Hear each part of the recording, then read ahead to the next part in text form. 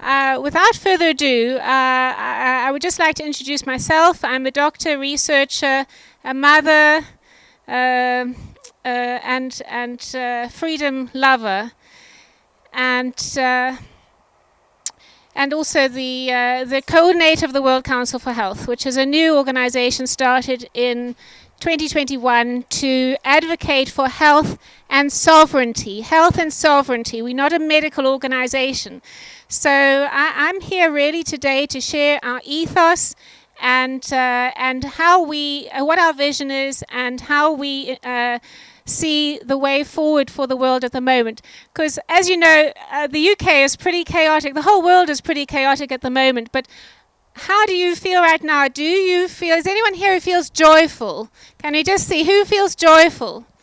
There certainly is reason to be joyful, because where we are is that we're at the end of a condition of universal human slavery, and we are starting a new. And we've started a new beginning. This great change has arrived, and we're the birth of it. So, you know, there is great reason to feel joyful. And the wonderful thing is that we have a choice. So, you know, we can choose the old ways. We can choose to follow orders. We can choose to do what we're told in fear, or we can step away from fear and choose self-mastery and a great free set. So I'm just going to show you my t-shirt. I got it in Japan. It's a bird getting out of a cage. And this is the opportunity that we have, and we have to seize this opportunity with both hands. So how do we do this, and how is World Council for Health proposing to do this? Well, we have a vision, and the vision is that everybody has what they need to be healthy, sovereign, and free, and to keep themselves healthy, their families healthy, their communities healthy, and their environments healthy. But how do we do this when there's all this craziness going on around us, these distractions, these arguments, this conflict? How do we keep focused on positive change? And you know the term, be the change you want to see. How do we do this? Because you know the way the world is designed is to fragment us and factionalize us and keep us in a state of fear and conflict.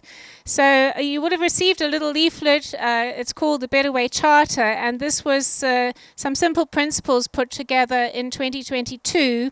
It came out of the Better Way Conference, which was a solutions-focused conference on health and sovereignty that was in Bath, and these principles seem to be the glue, the uniting principles that really show us or can guide us to how we become human in an increasingly transhuman world.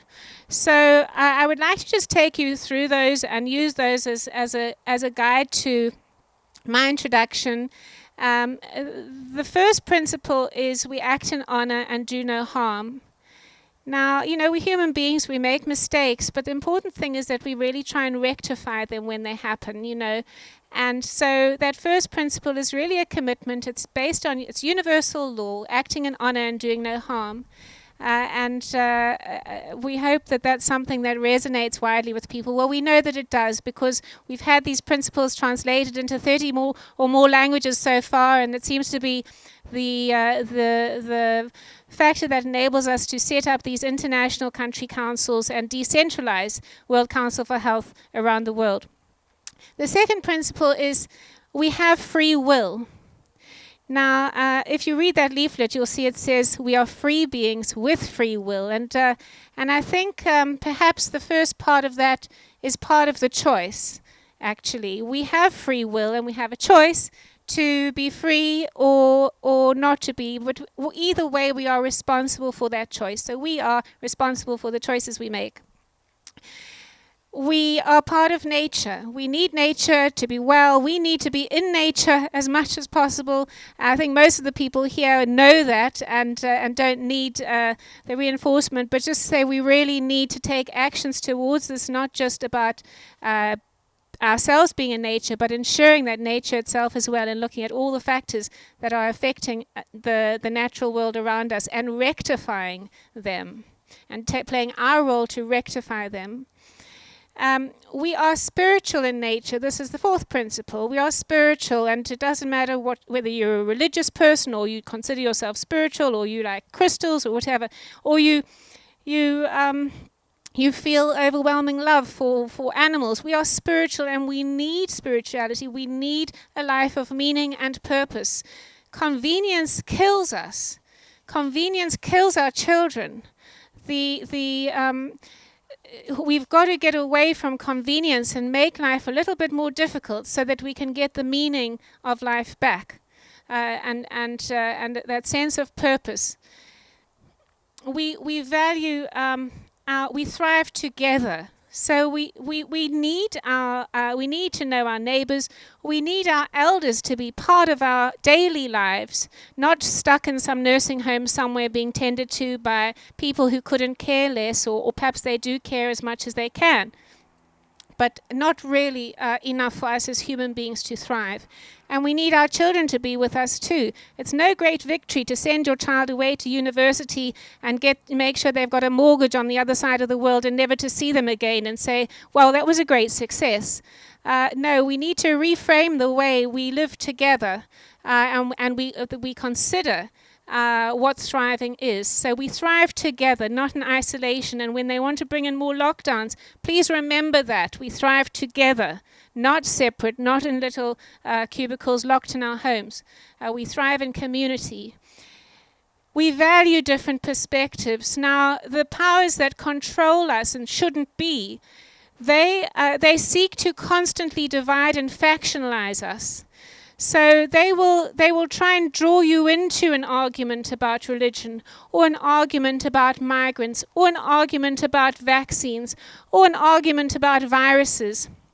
We need to transcend this. We need to be like birds and transcend these things and keep focused on the big picture, because we learn and grow through hearing each other's perspectives, and just to illustrate how it depends where you're standing. Will colour your perspective is, if there's a 6 between me and you, where I'm standing it looks like a 6, but where you're sitting it looks like a 9.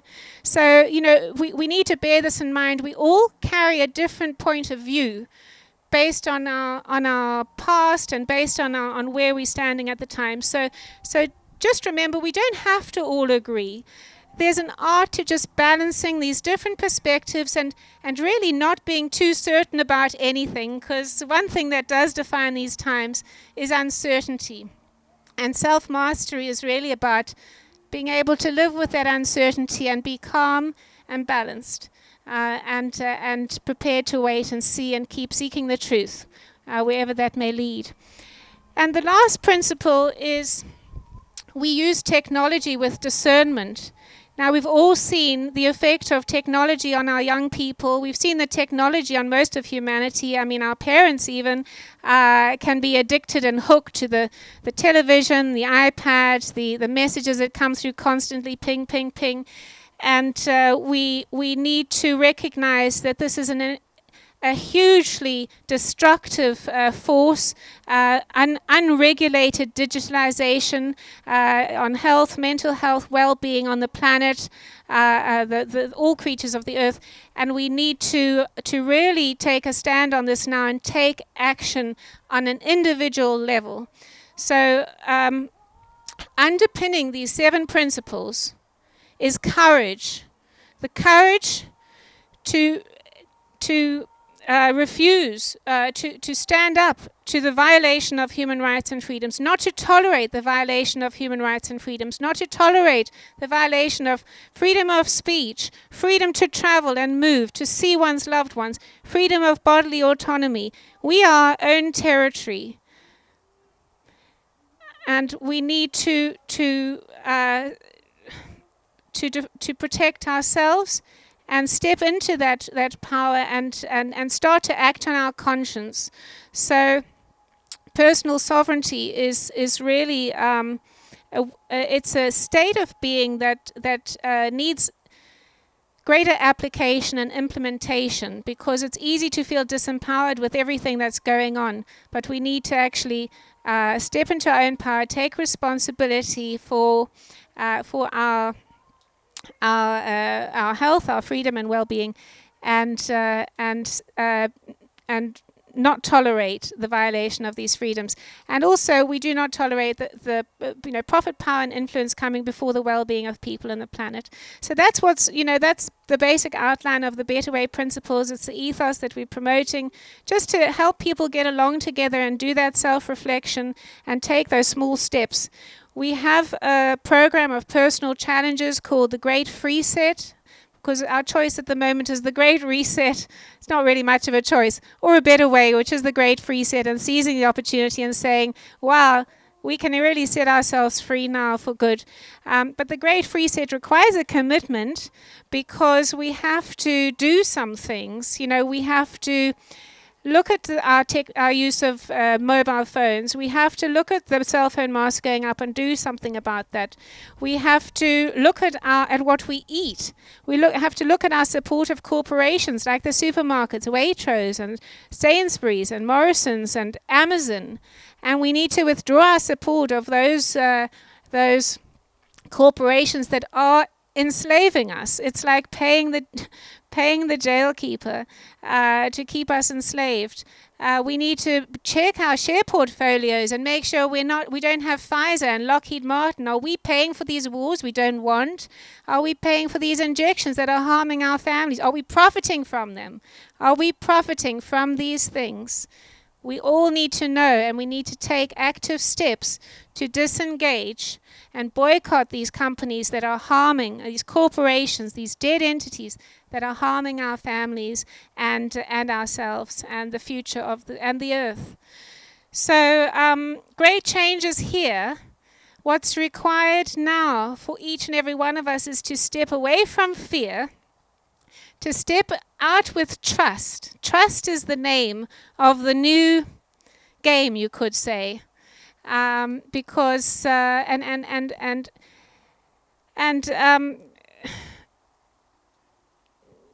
it's not trust in an authority, and it's certainly not trust in me, and it's not trust in your neighbor.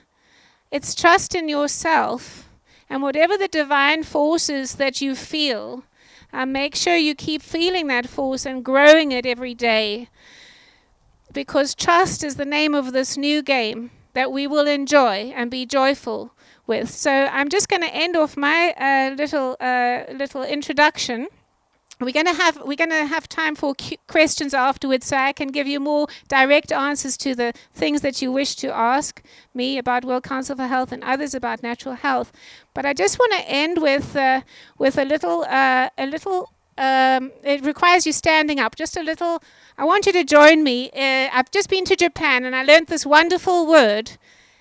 So a little bit of trust is required, because I want you to say the word. It's Ganbaro, okay? When you say Ganbaro, you go Ganbaro. So, Ganbaro.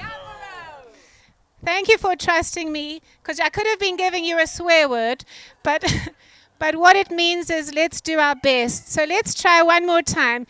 Ganbaro. Yeah, let's do our best and trust. Thank you, everyone.